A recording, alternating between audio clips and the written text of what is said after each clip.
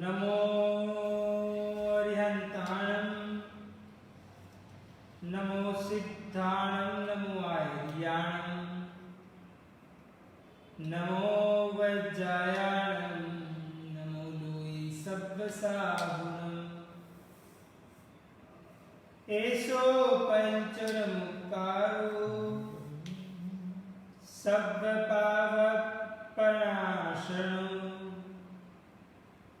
मंगलां च सब्बेसे परमं हवै मंगलम् मंगलं भगवान् वीरो मंगलं गौतम प्रभु मंगलं स्थूलिभद्राद्या जैन धर्मोस्तु मंगलम् ओंकार बिंदु संयुक्तं नित्यं ध्यायन्ति योगिनः कामदमोक्षदं चैव ओंकाराय नमो नमः अज्ञानतिमिरान्धानां ज्ञानाञ्जनशलाकया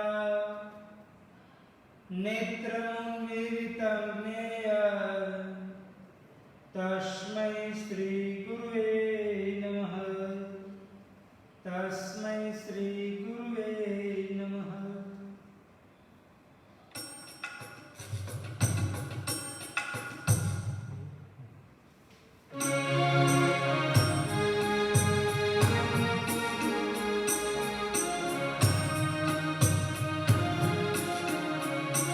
कभी प्यार कभी नफरत प्रभु हर पल बिताया इस स्थिरता नहीं शांति नहीं जीवन गवाया इस तरह सुख में रहूं वैराग्य से अब दुख में समझदार इस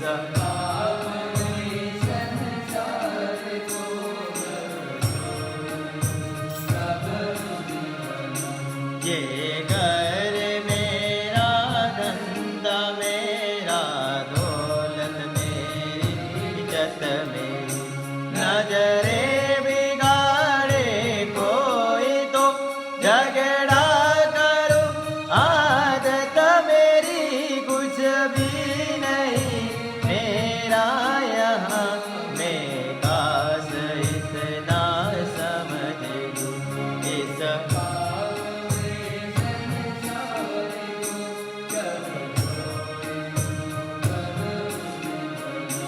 कुछ भी कहीं लेना नहीं देना नहीं फिर भी अरे सोचिया किसी की देख कर जाने दिया ये क्यों जले कुछ भी लगा इल्जाम बस किसी को भी बेइज्जत करूं इस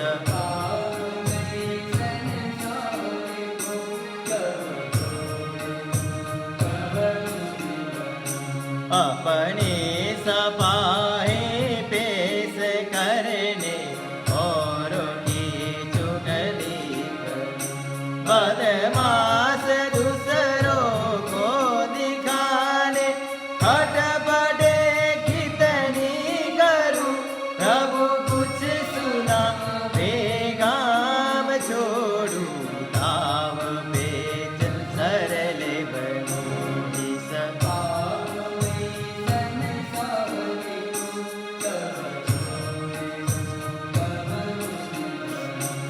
अनुकूलता में चैन हो प्रतिकूलता में चैन यह पाप है यह जान कर तो चैन अब दिन रहना पीछा न छोड़े पाप यह पल पल सताएगा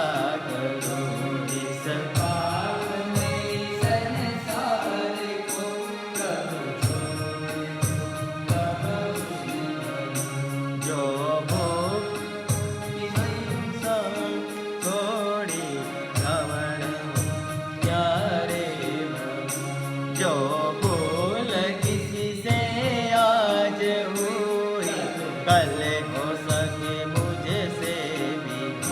हे कर्मवश हर कोई जग में भूल दो किसी से भी हो, अभिमान में कभी ना रहो, निंदा किसी की ना करो।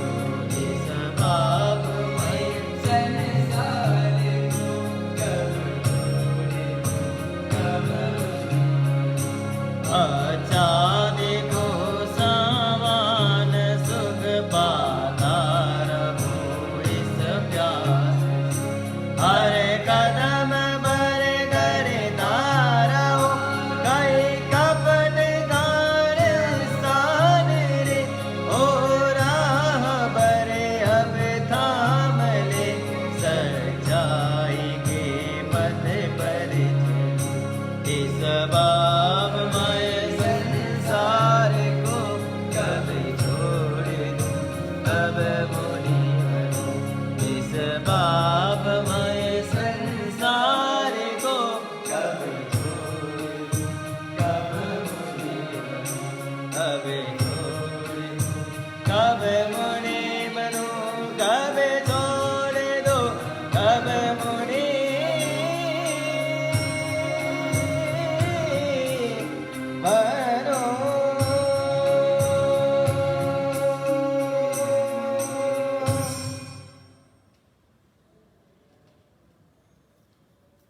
धर्म जिज्ञासु भाइयों और बहनों, 18 पाप स्थानक के अंतर्गत आज 70वां नंबर का पाप स्थानक यानी कि माया मूषावाद की बात करते हैं। माया मूषावाद ऐसा कहा जाता है कि 18 प्रकार के पाप स्थानक में 8वां नंबर का पाप यानी कि माया कहा जाता है और दूसरा नंबर का पाप यानी कि मूषावाद कहा जाता है। यानी कि एक साथ में दो पाप की श्रृंखला एक ही साथ के अंदर जिनकी गिनती की गई हो, ऐसा प्रकार का अगर कोई पाप हो तो वो यह 70वां नंबर का पाप यानी कि एक प्रकार से माया मूषावाद कहा जाता है। भाग्यशाली सोचो कि जिनेश्वर तीर्थंकर भगवान भी ये बात बताते हैं कि अगर एक पाप भी आत्मा को डुबा सकता है तो ये तो दो प्रकार के पापों का मिश्रण एक पाप स्थान के अंदर कहा गया है। एकमात्र कषाय आत्मा को संसार का परिभ्रमण करवाता है, संसार में डुबा देता है। इधर तो माया और मूषावाद ये दोनों के साथ में मिश्रण बात बताई है। यानी कि एक साइड पेट्रोल और दूसरी साइड आग लगाने वाली जो एक चिंगारी, अगर वो दोनों का मिश्रण हो जाए तो भाग्यशाली सोचो कि काफी प्रमाण के अंदर नुकसान और जो भी चीज आए वो सभी चीजों का तहस नहस हो जाता है। भाग्यशाली अभी भी क्रोधी का क्रोध, अभिमानी का अभिमान, लोभी का लोभ, कोई ना कोई तरीके से वो पहचाना जाता है। क्योंकि क्रोधी व्यक्ति जो होता है वो जो दिल में होता है वही बोल देता है, परंतु जो मायावी व्यक्ति होता है उसके पेट में यानी कि मन में कुछ अलग होता है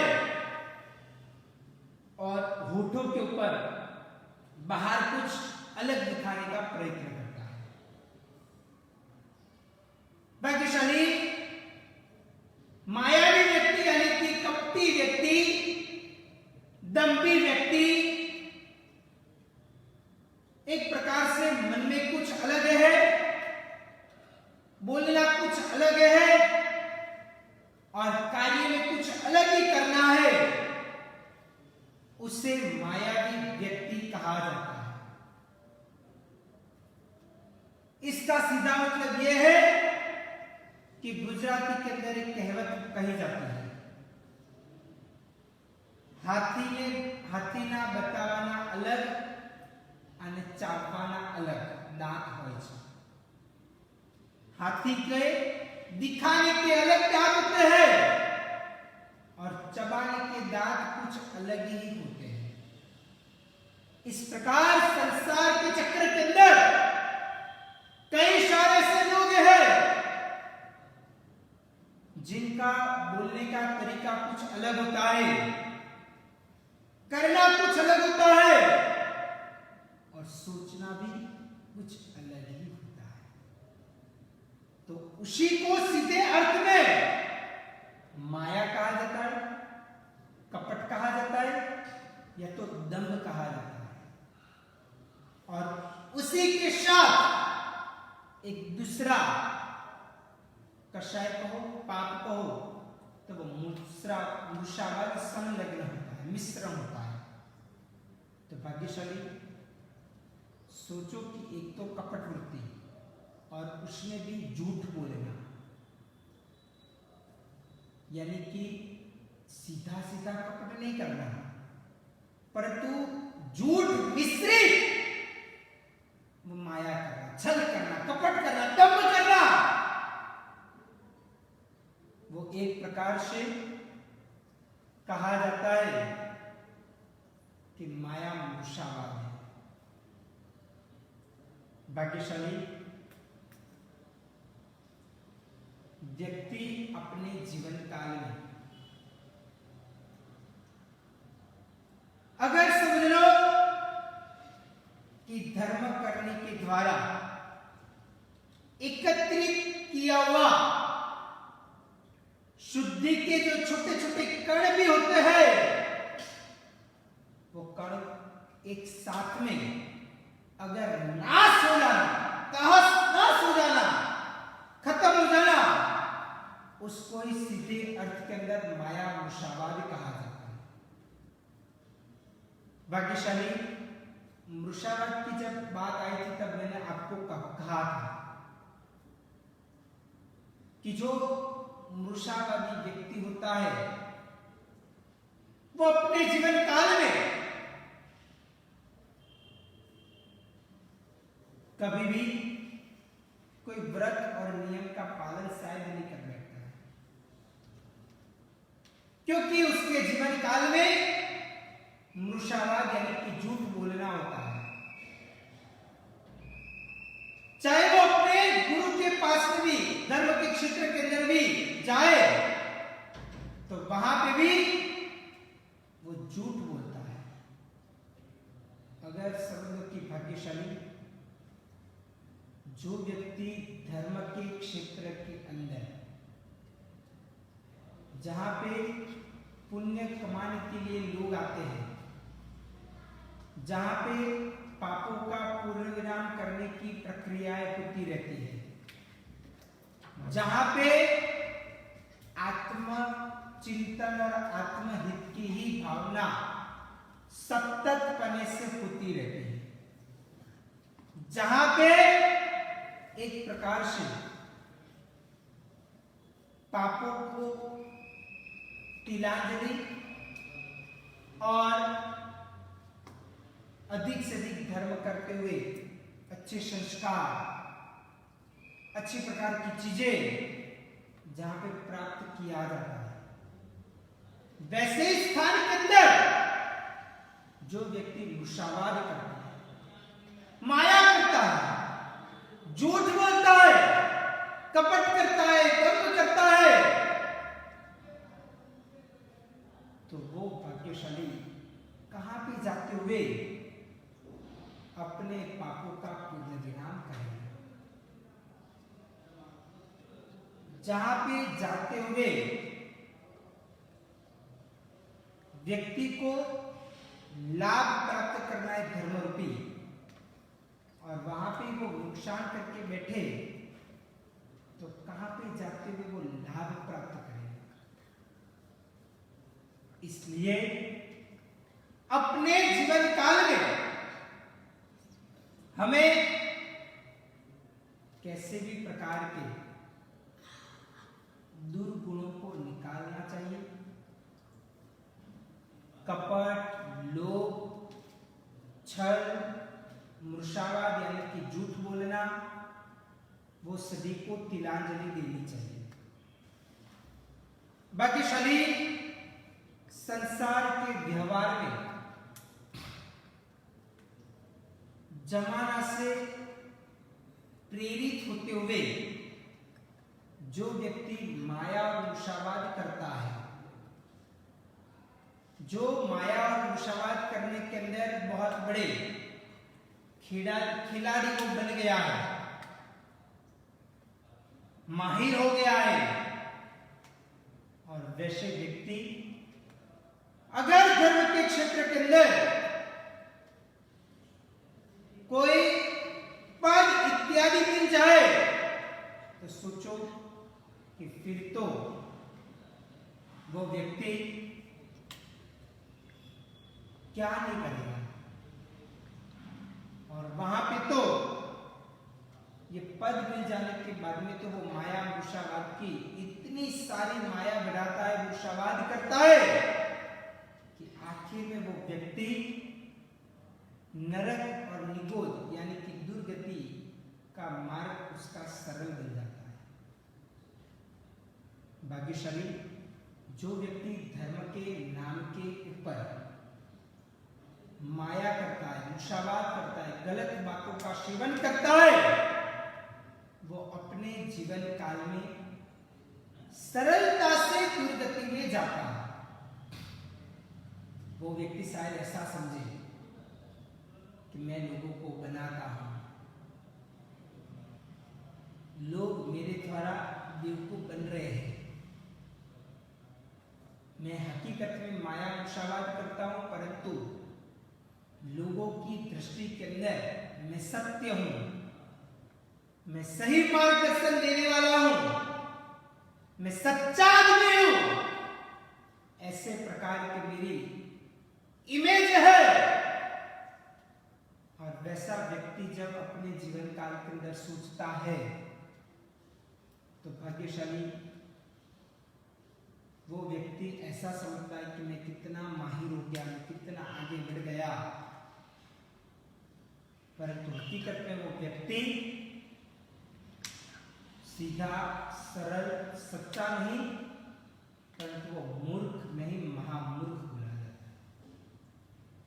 क्योंकि वो व्यक्ति अपने आत्मा को ही, अपने आप को ही वो एक प्रकार से बना रहा है। और जिस व्यक्ति अपने आप को ही यानी कि अपने पैर के ऊपर ही कुल्हाड़ी लगाए, तो वो व्यक्ति को मूर्ख नहीं परंतु महामूर्ख बोला जाता है। तो भाग्यशाली ये चीज खास विशेष करके समझना चाहिए कि अपने जीवन काल में हमें आत्म कल्याण के मार्ग के ऊपर आगे बढ़ते हुए माया को, मृषावाद को छोड़ना चाहिए, दूर करना चाहिए। जो भी है वो सरलता से कहना चाहिए, क्योंकि जो व्यक्ति मृषावाद करता है ना, झूठ बोलता है ना, वो व्यक्ति को एक बात को छिपाने के लिए हर अलग प्रकार का झूठ बोलना पड़ता है। हर अलग व्यक्ति के सामने अलग जवाब देना पड़ता है। और इसलिए जो मृषावादी व्यक्ति है, जो झूठ बोलने वाला व्यक्ति है, उसको एक एक चीज याद रखनी पड़ती है। जो व्यक्ति सरल प्रकृति वाला, जो व्यक्ति सत्य का आग्रही है, जो व्यक्ति निरंतर सत्य बोलता है, वो व्यक्ति को कोई भी चीज याद नहीं रखनी पड़ती है, क्योंकि जो प्रश्न बना है, जो बात हुई है, वही की वही बात को हर बार कभी भी आप पूछोगे तो वही का वही निकलेगा। परंतु जो व्यक्ति झूठ बोलता है, उसको सोचना पड़ता है कि इसको ये जवाब दिया था तो याद रखना कि इसको ये दिया, इसको ये दिया, इसको ये दिया, सबको अलग अलग बोला हुआ है, तो वो सब कुछ याद रखना पड़ता है। और भाग्यशाली ये तो मृषावाद के साथ माया, कि कितना भयंकर ये एक पाप कहा जाता है। कितनी भी क्यों भी धर्म करनी, अगर जो व्यक्ति माया करता है, मृषावाद करता है, दंभ करता है, कपट करता है, वो व्यक्ति कितना भी किया हुआ धर्म करने के द्वारा पुण्य इकट्ठित है, वो सभी को एक साथ में छिन्न भिन्न कर बैठता है। इसलिए अगर हमारी सही मायने में पूंजी कहा जाए तो ये धर्म करने ही कहा जाता है। जितनी अधिक धर्म करने की है, उतना ही हमारा आत्म विकास अधिक से अधिक हो पाएगा। हमें अपने जीवन काल में अगर आत्मा का विकास करना है, आत्मशुद्धि करना है, आत्महित चिंतन करना है, तो ये सभी प्रकार के पापों को तिलांजलि देनी चाहिए। और ये पापों को तिलांजलि देते हुए आत्मकल्याण, आत्महित की भावना अपने जीवन काल में लानी चाहिए। भाग्यशाली माया मृषावाद का सीधा अर्थ यह है, बना बना के झूठ बोलना और बोलते बोलते हुए अलग अलग प्रकार की योजना बनाते हुए योजना के मुताबिक झूठ बोलते रहना, तो इसको सीधे अर्थ के अंदर माया मृषावाद कहा जाता है। भाग्यशाली सही अर्थ में धर्म करना है, सही अर्थ में आत्मा का कल्याण करना है, तो हमें माया मृषावाद नाम के पापों को तिलांजलि देना पड़ेगा, माया मृषावाद को छोड़ना पड़ेगा। और अगर ये कुदरत की बात कही जाए तो ऐसा बोला जाता है कि जितने कर्म आप कम बांधोगे आपके जीवन काल में दुख कम आएगा। जितने कर्म आप ज्यादा बांधोगे उतने ही आपके जीवन काल में अधिक से अधिक दुख की मात्रा कम हो जाएगी और पुण्य कर्म करते रहोगे तो सुख मिलता रहेगा। तो भाग्यशाली, अगर हमें सभी को सुख चाहिए तो हमें ये पापों को तिलांजलि देना होगा, और पापों की तिलांजलि हो गई तो अपने आप धर्म का और पुण्य का मार्ग खुल जाएगा। तो भाग्यशाली, हमें सभी को एक साथ में मिलते हुए इस 70वें नंबर के पापस्थानक, जिनका नाम माया मुषादवाद है, उसका परित्याग करते हुए अपने आत्मा का कल्याण करना चाहिए। यही शुभ अभिलाषा के साथ वितरा की आज्ञा में कुछ भी बोलो तो मिच्छामि।